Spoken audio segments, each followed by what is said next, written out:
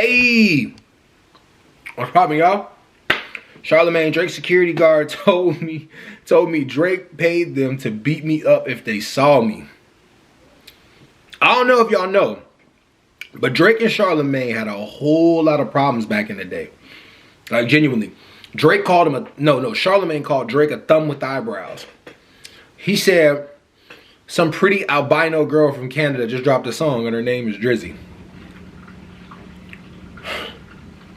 He had a lot of jokes. But when the beef with Meek came through, when the beef with Meek came in, that's when Drake sent him them bottles. You gonna make me buy bottles for Charlamagne? You gonna make me go out of my... I don't know if y'all remember all this shit. All this shit happened, right? But around the time Drake and Charlamagne, before that, they had a lot of problems. And I can't remember what started. I know Drake called him a loser or something like that. Or called him a nerd. Yeah, some shit like that. But anyways, let's go, man. No time to waste.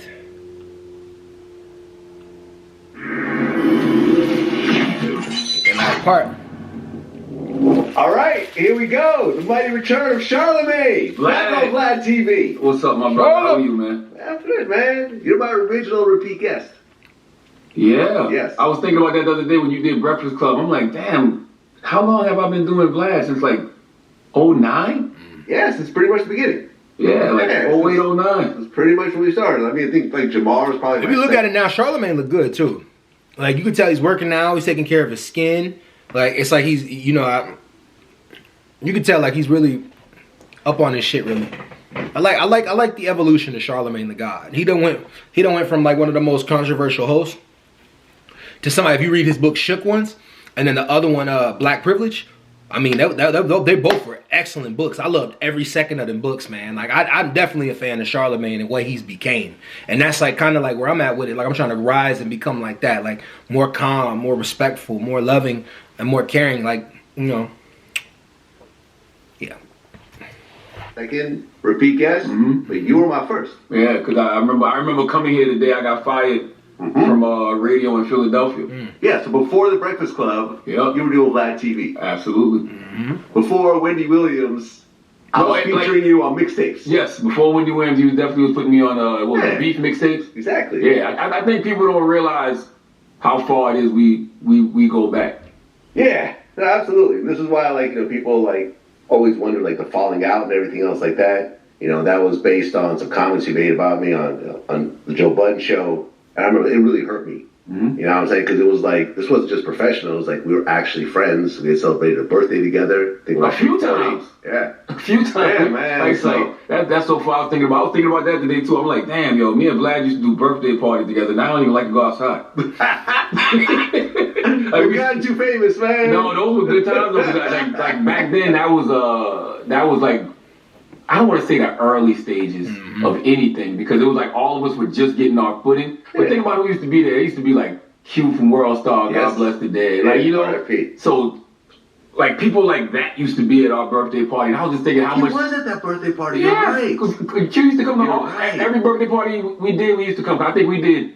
You and me did 2 of them together. Yeah, I think so.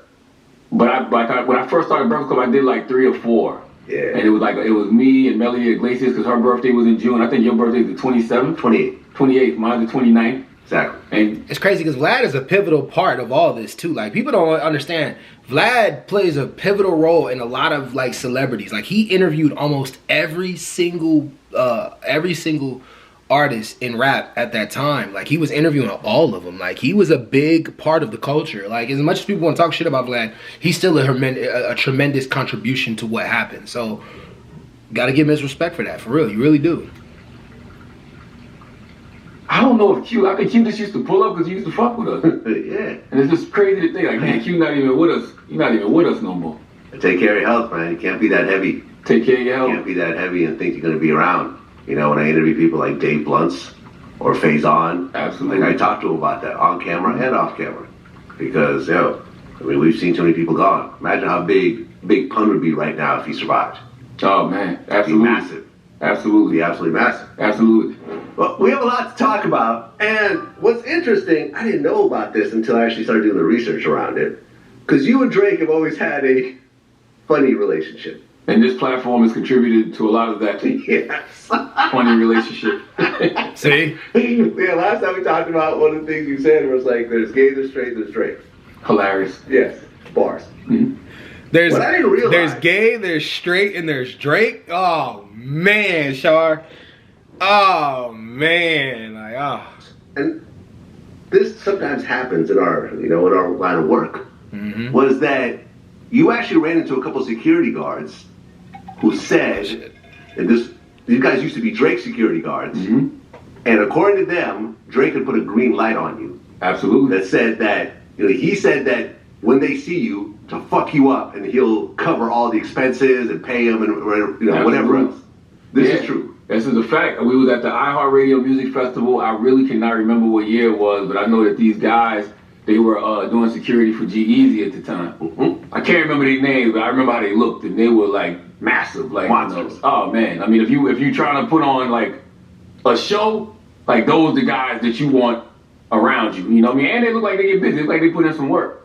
And I remember, one of them just came up to me and we just started having a conversation. He told me, he was just like, man, you don't even know, like, back in the day, it was a go for you. Like, if you, like we had, instructions, like, when you see him, do whatever it is you got to do and don't worry about it. And I'm like, what? And then that's when they told me they used to, do security for Drake. And I was like, oh, that makes sense. I've never been delusional. I'm not a delusional person. I'm not one of those people that gets in front of the camera or gets on the microphone and acts like, there's not a cost to everything that comes out of my mouth. I think that we live in this era where people think free speech is free. Right. It's not. Yeah. Every single word that comes out of your mouth, there's a cost to it. And you got to be willing to ask yourself, are you willing to pay that price? Well, yeah, I mean, the speech is free, but the consequences are not. Never. Like, you got to be held accountable. with the consequences. Absolutely. Yeah. And people don't understand that. Like, it's weird to me when I watch, like, folks that have the YouTube shows and, the podcast, the streamers, whoever it is, and they really think that there's such thing as going too far or telling somebody how to react. Like, you have to know every single time you say something, there's going to be a consequence. That consequence isn't always violence. That consequence might be a lawsuit. And that consequence might be somebody reporting your page, getting your page taken out, whatever it is. True. That just lets you know that free speech is not free. There's a price to every word that comes out of your mouth. And that's the thing, like, what's funny about this, not even just the era, but it's funny, like, somebody like Charlamagne is somebody that you would really actually want to be around, because it would teach you, like, how, because he made a name off of saying the most controversial shit that could come out of his mouth. And somebody like Charlamagne is somebody you want to be around, so like, okay, like, if I say this is what the consequences of that, this is what the consequences of this is. And I do think we live in an era where people aren't, like, ready for the consequences. But there's always consequences to what come out of your mouth. You have the freedom to say it, but there's consequences to what come out of your mouth. It's dumb to think that there's not consequences to come out of your mouth. But I mean, there are some people out there who just don't get that. But anyways, though, y'all, I'm out. Peace.